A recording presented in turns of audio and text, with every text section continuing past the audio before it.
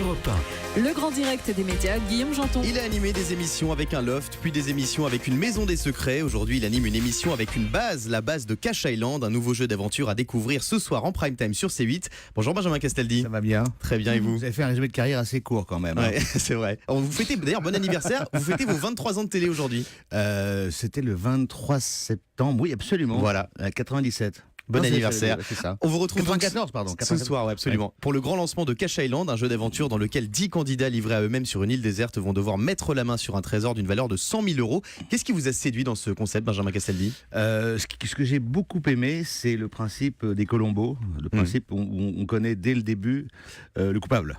Et je trouvais ça intéressant. Le coupable qui s'appelle le maître du jeu, donc. Voilà, celui qui connaît dès le début, ou qui va connaître dès le début l'emplacement du coffre et qui va tout faire pour le garder secret. C'est ça qui m'a amusé. C'est une mécanique un peu à l'envers. Et c'est vrai que ça donne un jeu, parce que c'est avant tout un jeu très, très amusant, et des relations entre les candidats un peu hors norme. Vous connaissez ce jeu de cartes où on cherche le pouilleux? Ouais. Tout le monde se regarde et tout le monde se dit est-ce que c'est toi qui l'as, etc. Et donc c'est assez amusant. Alors Voilà. justement, c'est très ludique. Ce maître du jeu, il va devoir jouer la comédie pour cacher aux autres le fait qu'il possède le trésor, en tout cas qu'il sait où il est. Et vous aussi, du coup, vous allez jouer un peu la comédie parce que vous savez qui est ce maître du jeu. Alors moi justement dans mon animation, ce qui était un peu nouveau pour moi, c'est que il fallait que je sois un peu poker face. C'est-à-dire que je peux pas donner aucune indication, pas faire un regard à gauche, pas faire trop de blagues, parce qu'évidemment ça peut être tout. En fait, dans ce jeu, tout peut être interprété dans un sens comme dans un autre. Vous étiez très scruté par les candidats. Hein. Ah totalement. Ouais. Et en plus c'est des vrais joueurs. Il y avait une joueuse de poker donc, qui scrutait le sourcil qui va se lever, la main qui va partir à gauche. Donc pour moi c'était très amusant aussi. J'avais aussi un peu de poker face à faire. Alors à première vue, on pourrait croire que cette émission ressemble beaucoup à Koh-Lanta, mais en fait pas du tout. Pas du tout. Ça ressemble parce que c'est dans un endroit paradisiaque et que c'est esthétiquement très beau et qu'effectivement les paysages sont sublimes. Après, dans la mécanique, ça n'a absolument rien à voir. Et même si leurs conditions restent quand même spartiates, hein, on est à 12 000 km de la France, il fait chaud, etc. Mais il n'y a pas de notion de survie. Un mot sur le casting. En fait, il y a une vraie notion de survie, c'est resté dans le jeu. Un mot sur le casting de l'émission. Alors là, pour le coup, on est plus proche des profils à la Koh-Lanta que ceux des émissions de télé-réalité. Vous avez choisi vraiment des aventuriers. Hein. Ce sont oui, c'est un profil. C'est vrai, c'est assez classique. D'abord, il y a toutes les tranches d'âge. Il y a des sportifs, il y en a qui le sont moins. Il y en a qui sont plus joueurs, stratèges. Oui, on n'est pas dans la caricature qu'on connaît de la télé-réalité dans le casting. Ça n'a rien à voir. Comment s'est passé le tournage de l'émission? Il paraît que les journées étaient très longues pour vous. Ah, c'est très long. Ouais. C'était très très long. Ah oui, franchement. C'était donc aux Philippines? C'était aux Philippines.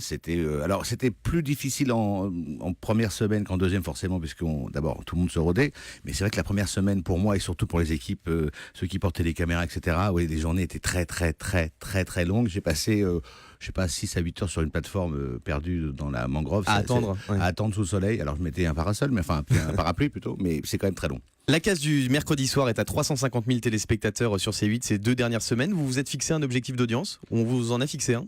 Écoutez, je pense que si on est à 700 et plus, on sera content, et que si on est entre 600 et 700, on sera satisfait, et que si on est en dessous de 600, on va pas se mentir, pas de langue de bois, on sera pas content.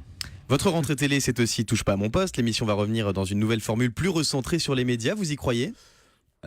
Évidemment que j'y crois. D'abord, je peux vous dire qu'ils ont beaucoup travaillé cet été, qu'ils ont préparé beaucoup de choses.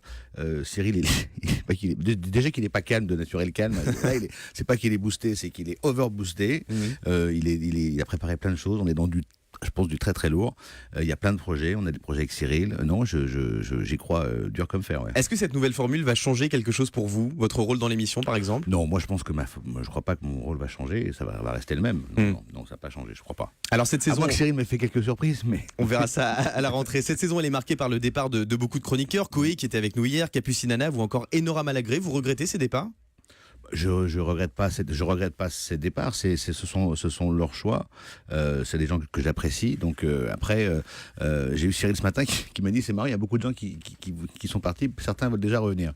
Donc c'est bien la preuve que Lesquels par exemple? Je peux pas vous le dire, mais d'abord je ne les connais pas, mais c'est ce que m'a dit Cyril il y a 7 minutes, je peux vous dire. Voilà. Alors on a également annoncé l'arrivée de votre femme Aurore Castaldi dans l'émission, c'est toujours d'actualité? Écoutez, on m'en a pas reparlé, après Cyril l'a annoncé, donc on verra bien. De toute façon pour elle c'est pas une priorité absolue. Elle a d'autres activités. Elle a beaucoup d'activités, elle se lance dans un nouveau mode de communication et elle a monté sa société, donc elle est voilà, si ça se fait, elle sera très contente.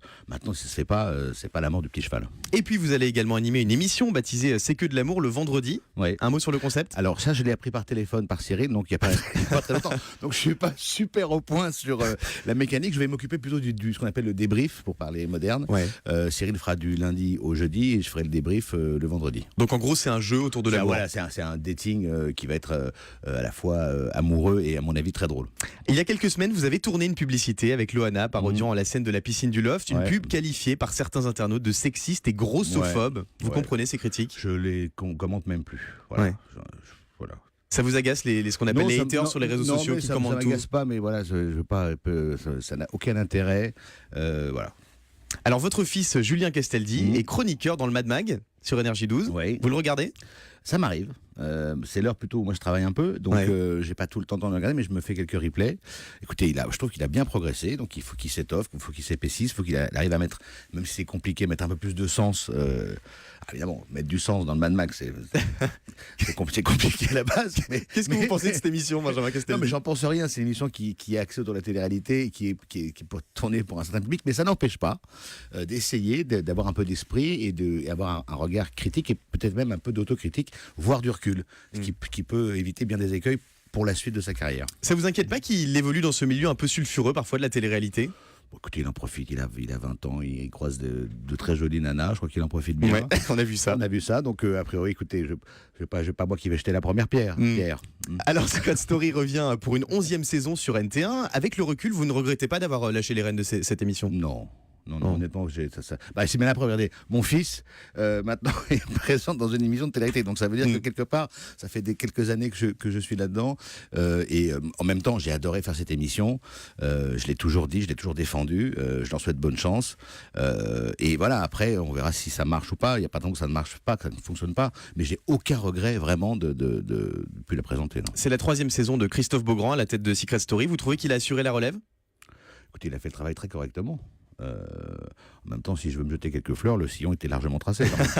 Benjamin Castaldi, vous êtes animateur, mais vous êtes également producteur de télévision. Ça m'arrive, oui. Vous avez votre société.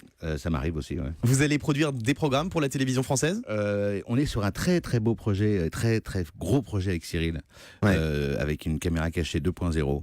Je pense qu'il va faire parler. Une coproduction? Ah oui, une coproduction avec Cyril.